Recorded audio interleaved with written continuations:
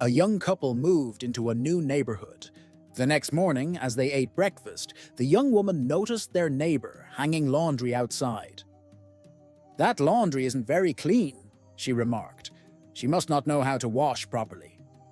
Maybe she needs better detergent." Her husband listened but said nothing. Day after day, whenever the neighbor hung out her wash, the young woman repeated her criticism. About a month later, she was surprised to see bright, clean laundry on the line. "Look," she said to her husband, "she finally learned how to wash correctly. I wonder who taught her." Her husband smiled and replied, "I got up early this morning and cleaned our windows."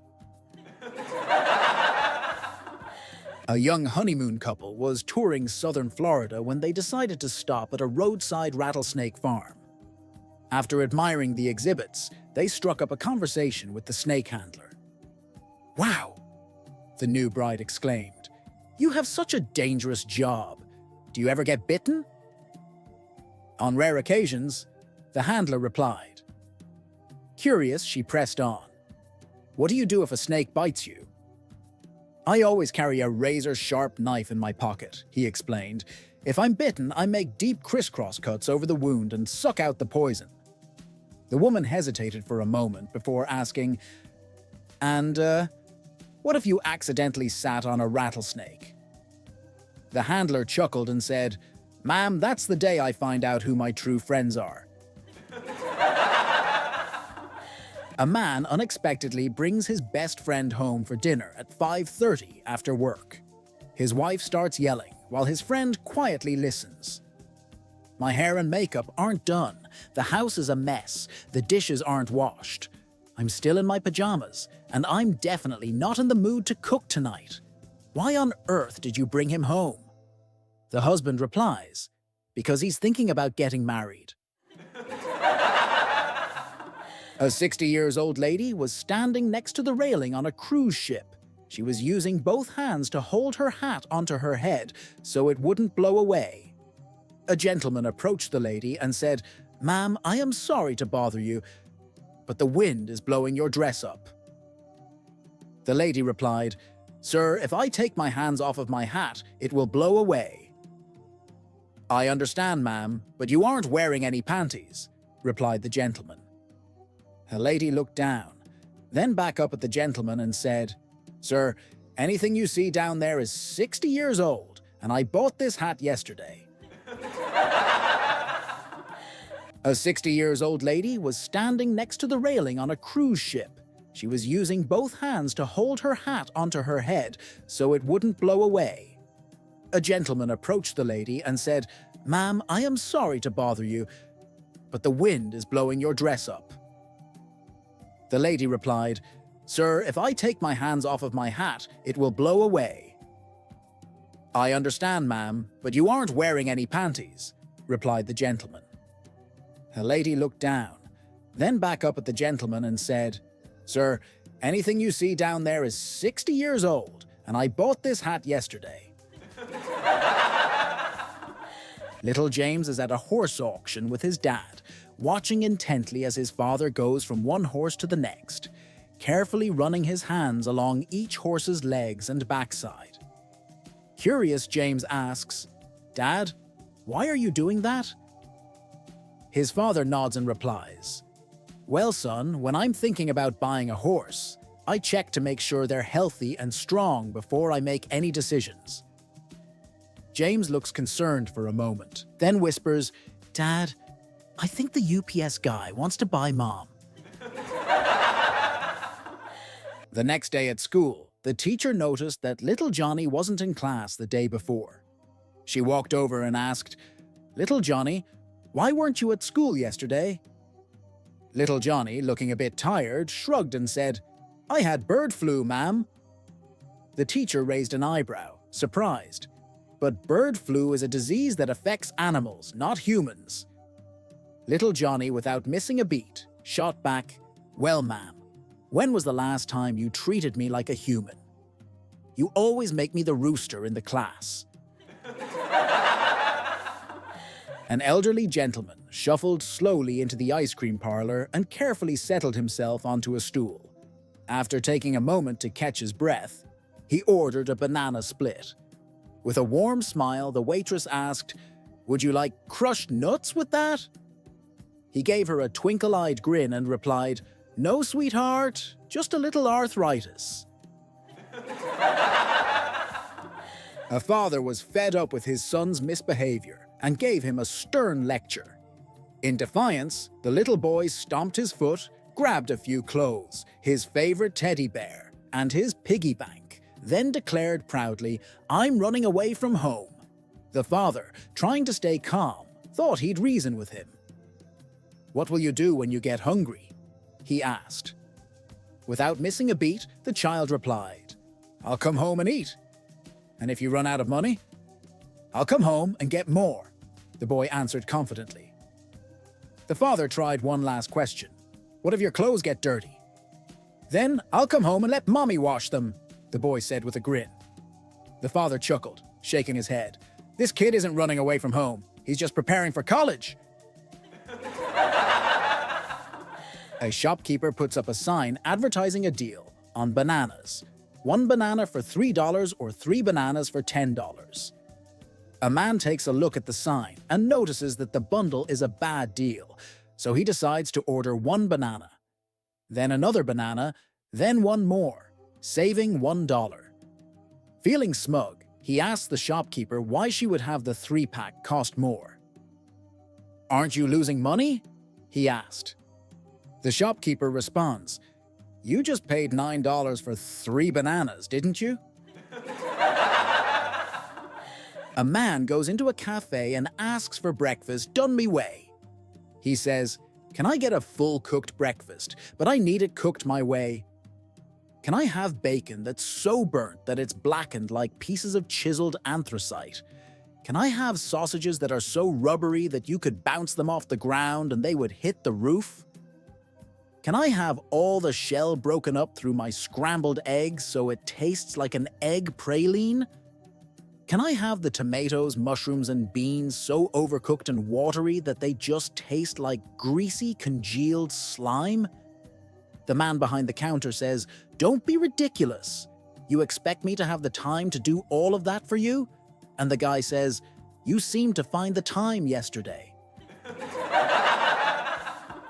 A police car pulled up in front of Grandma Bessie's house, and out stepped Grandpa, escorted by a young policeman. The officer kindly explained, "Ma'am, your husband here told me he was lost in the park and needed help getting home." "Morris," Grandma said, shaking her head, "Yeah, you've been going to that park for over 30 years. How could you get lost today?" Leaning in close so the officer wouldn't hear, Grandpa whispered, "I wasn't lost. I was just too tired to walk home." I went to a cafe for breakfast the other day and ordered eggs. The woman behind the counter asked me, "How would you like your eggs cooked?" I said, "Does it affect the price?" "No, not at all," she replied. I said, "In that case, I'd like them cooked with bacon, sausage, and tomato, please." An old man applies for a job as a woodcutter, but the boss is skeptical.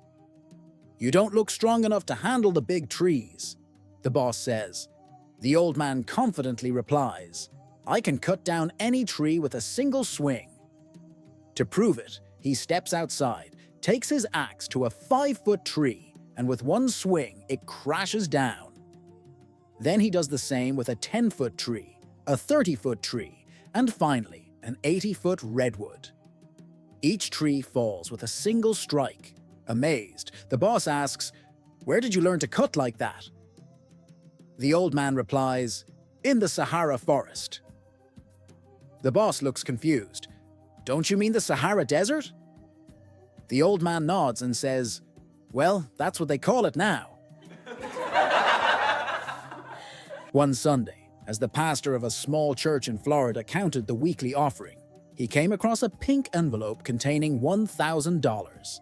The next Sunday, there it was again, a pink envelope with another $1,000. Intrigued, he discreetly watched as the collection plate was passed around. and noticed a little old lady placing the familiar envelope in the plate. Week after week, the same thing happened. Finally, unable to hold back his curiosity, he approached her after the service. "Ma'am, I couldn't help but notice that you put $1,000 in the collection plate every week," he said, genuinely impressed. "Why, yes," she replied warmly. "My son sends me money every week, and I like to give some of it to the church." The pastor was astonished. "That's wonderful. How much does he send you?" $10,000 a week, she answered proudly. The pastor's eyes widened. "Wow, your son must be very successful. What does he do for a living?" "He's a veterinarian," she replied. The pastor smiled, nodding. "What an honorable profession. Where does he practice?" With a gleam of pride, the little old lady answered, "In Nevada. He has 2 cat houses in Las Vegas and 1 in Reno." A nurse asked a patient to remove his clothing and put on a gown before the doctor's examination. "In front of you?" he asked, looking a bit embarrassed. The nurse smiled kindly. "Don't worry, I'm a professional. I've seen it all." The patient sighed, saying, "You might laugh if you see me." The nurse, wanting to put him at ease, promised, "Of course I won't laugh. In over 20 years, I've never laughed at a patient." Taking her at her word, the patient slowly began to undress. As he did, the nurse caught a quick glimpse and, to her surprise, found it a bit unexpected. Despite her best efforts, a small giggle escaped. Realizing her slip, she quickly apologized. "I'm so sorry. I don't know what came over me. I promise it won't happen again. Now, what brings you in today?" With a straight face, the patient replied, "Actually, it's swollen." The nurse couldn't hold back a smile as she excused herself from the room to regain her composure. In a psychology class, the professor set up a practical experiment. He placed a male rat in a large cage and positioned a piece of cake on one side, with a female rat on the other. Curious to see what the male rat would choose, the students watched as it ran straight to the cake and devoured it. The professor then swapped the cake for a piece of bread. Again, the male rat headed directly to the food, ignoring the female rat. This continued as the professor kept changing the type of food, yet each time, the male rat chose the food over the female rat. At the end, the professor concluded, "This experiment demonstrates that food is the most powerful attraction." Suddenly, a student from the back raised his hand and said, "Professor, have you thought about changing the female rat? Maybe that one's his wife." The professor paused, pointed at the student, and said, "Now that's brilliant thinking."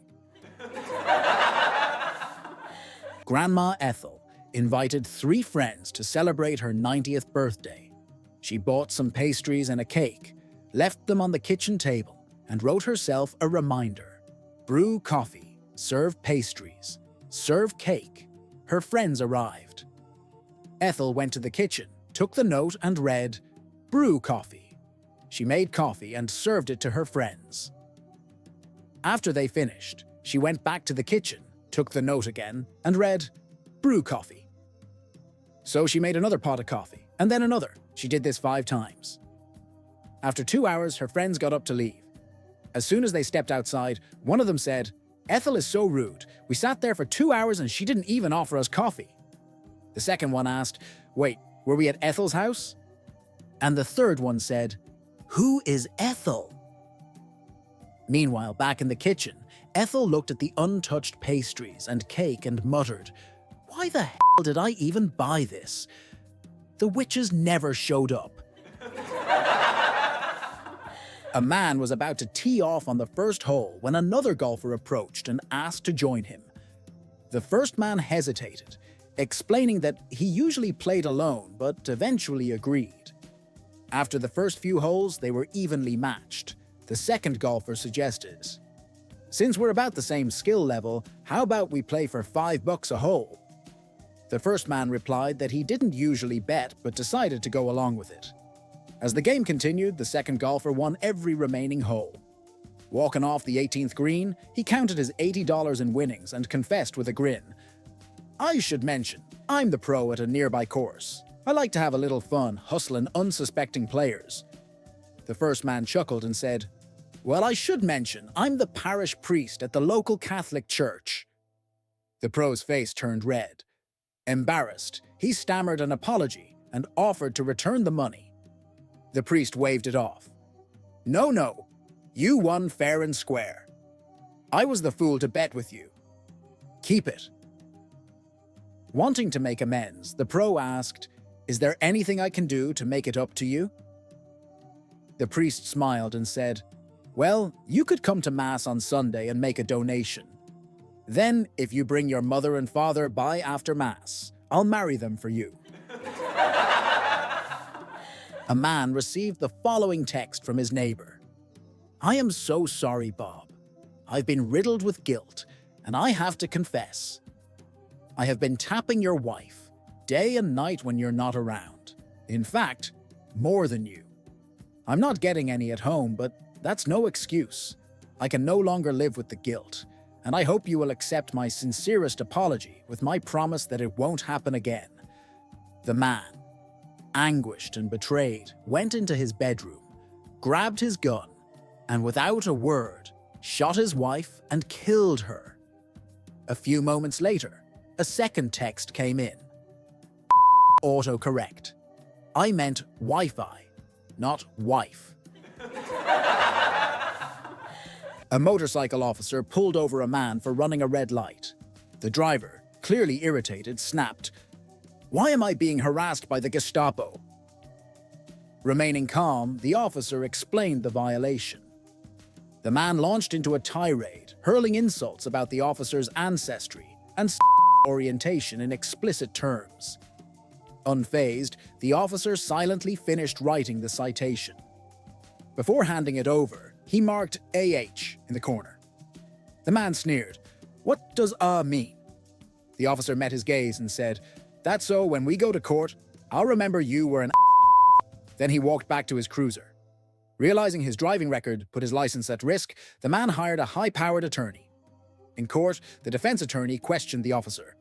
"Officer, is there a notation on this citation that you don't usually make?" "Yes, sir. At the bottom, there's an underlined AH. "And what does AA stand for?" "Aggressive and hostile, sir." "Aggressive and hostile?" "Yes, sir."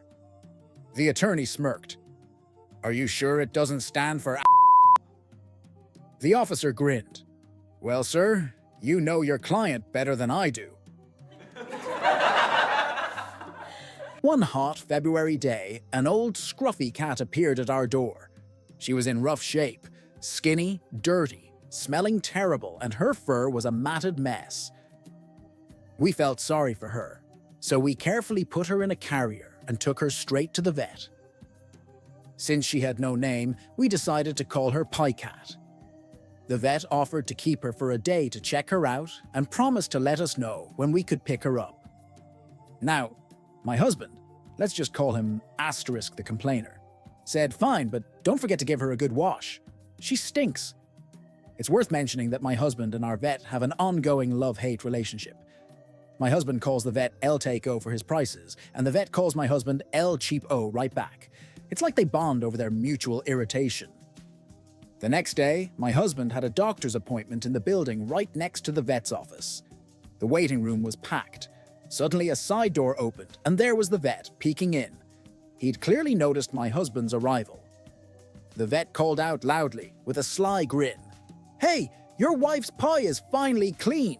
She smells like roses now. And by the way, I think she's pregnant. No idea who the father is." And with that, he shut the door, leaving a room full of stunned faces and my husband, red as a beet. The government is asking for bids for a new stretch of highway. Company from Kentucky proposes a bid for $1 million. Says $600K for labor, $300K for material, and $100K profit. Company from Ohio proposes a bid for $2 million. Says $1.2 million for labor, $600K for material, and $200K profit. Company from Chicago proposes a bid for $5 million with no explanation or breakdown of costs. The Govt official in charge of selecting the contractor is shocked and exclaims, $5 million? Are you nuts? That is more than double the next highest bid.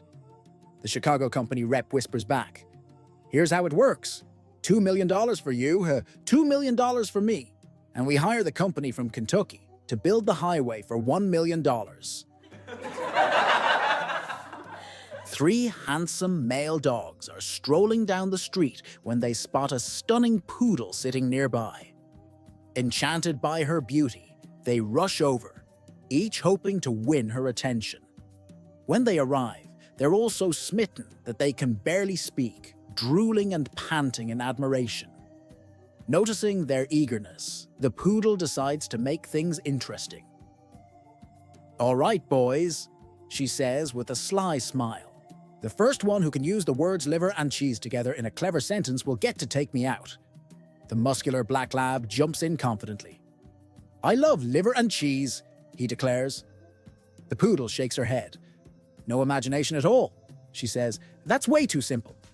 She turns to the golden retriever. "What about you?"